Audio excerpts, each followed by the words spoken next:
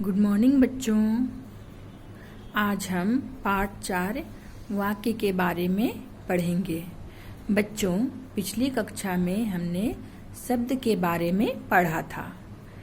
प्यारे बच्चों, जैसा कि आप जानते हैं कि प्रत्येक सार्थक शब्द का अपना अर्थ होता है, लेकिन जब हम उन शब्दों को बिना किसी क्रम में या उलट पुलट कर लिख देते हैं या बोलते हैं तो बोलने वाले की बात समझ में नहीं आती है और हम सभी समझ नहीं पाते हैं कि वह व्यक्ति क्या बोलना चाह रहा है।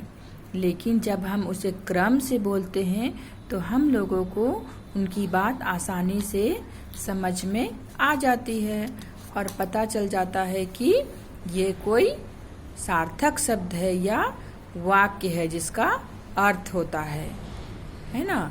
तो जिस प्रकार वर्णों को जोड़कर शब्द बनाया जाता है, उसी प्रकार शब्दों को जोड़कर वाक्य बनाया जाता है। तो शब्दों का वह सार्थक समूह जो स्पष्ट अर्थ व्यक्त करे उसे क्या बोलते हैं?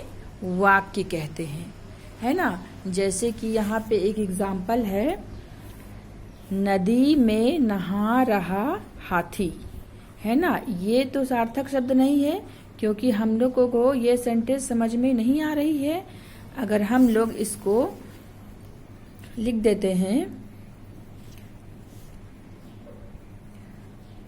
हाथी नदी में नहा रहा है ना, तो ये क्या हो जाएगा? सार्थक शब्द। नदी में नहा रहा हाथी, ये तो हम लोग को अच्छे समझ में नहीं आया, लेकिन हम लोग अगर इसी को क्रम से लिखते हैं, हाथी नदी में नहा रहा है, तो ये क्या बन जाएगा? एक वाक्य बन जाएगा।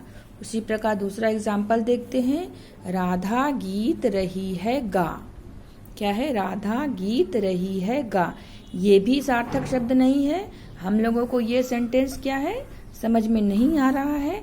अगर हम लोग इसको सजाकर अच्छे से क्रम से लिखते हैं तो ये सेंटेंस बन जाएगा, राधा गीत गा रही है ना। क्या बन जाएगा? राधा गीत गा रही है। ये क्या है? वाक्य है। ये क्या है? वाक्य। और ये भी वाक्य है। तो इसी प्रकार जब हम लोग उसका अर्थ स्पष्ट रूप से समझते हैं शब्दों का सार्थक समूह का, तो उसे हम लोग वाक्य कहते हैं। यहाँ पे एक और एग्जाम्पल देखिए बुक में, खा रहा है खाना रवि। क्या ये सही है? नहीं है। खा रहा है खाना रवि, ये वाक्य सही नहीं है। और दूसरे में भी, उड़ रहे हैं पक्षी आसमान में। उड़ रहे हैं पक्षी आसमान में। तो अगर हम लोग इसको व्यवस्थित क्रम में लिखते हैं कि रवि खाना खा रहा है, तो ये क्या हो जाएगा? वाक्य बन जाएगा, सार्थक वाक्य। इसका अर्थ हम लोगों को समझ में आ रहा है और इसका अर्थ समझ में नहीं आ रहा है ना। अब इसी प्रकार देखिए, इसका हम लोग बनाते हैं। पहले होगा, पक्षी आसमान में उड़ रहे हैं, है ना। पक्षी आसमान में उड़ रहे हैं। ये सेंटेंस हम लोग नहीं बोलेंगे इसको वाक्य, और ये आपका सार्थक वाक्य बन गया। ठीक है, ये वाक्य सही है। इस वाक्य में पूरी तरह अर्थ स्पष्ट हो रहा है। कौन से वाक्य में? रवि खाना खा रहा है में हम लोग को अर्थ समझ में आ रहा है, और दूसरा में पक्षी आसमान में उड़ रहे हैं। तो ये दोनों ही क्या है? सार्थक वाक्य हैं। शब्दों के सार्थक समूह को क्या कहते हैं? वाक्य कहते हैं। इसकी परिभाषा बहुत छोटी सी है, एक लाइन की है। शब्दों के सार्थक समूह को वाक्य कहते हैं। आप लोग को आसानी से याद हो जाएगी। अब देखते हैं वाक्य के अंग, है ना। वाक्य के कितने प्रकार होते हैं या कितने अंग होते हैं? तो पहला है उद्देश्य या सब्जेक्ट, जिसको इंग्लिश में बोलते हैं। पहला है उद्देश्य और दूसरा है विधेय, है ना। जिसके बारे में कोई बात कही जाए उसे उद्देश्य कहते हैं। जिसके बारे में, है ना। उद्देश्य के बारे में, और जो उद्देश्य के बारे में कहते हैं उसे हम लोग विधेय कहते हैं। वो उसका उल्टा हो जाएगा विधेय में। उद्देश्य के बारे में कही जाने वाली बात विधेय कहलाती है। और जिसके बारे में, अगर तुम्हारे बारे में बात हो रही है तो उद्देश्य कौन होगा? आप होगे, है ना। और आपके बारे में बात कही जा रही है उसे हम लोग विधेय कहते हैं। राकेश केला खा रहा है।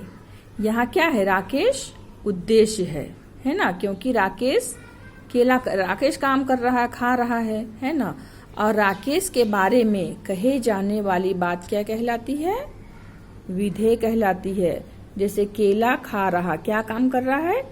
केला, इसके बारे में कहा गया है। ये काम हो रहा है राकेश के द्वारा, और क्या कर रहा है? खाने का काम, केला खाने का काम कर रहा है। तो ये क्या हो गया? विधेय।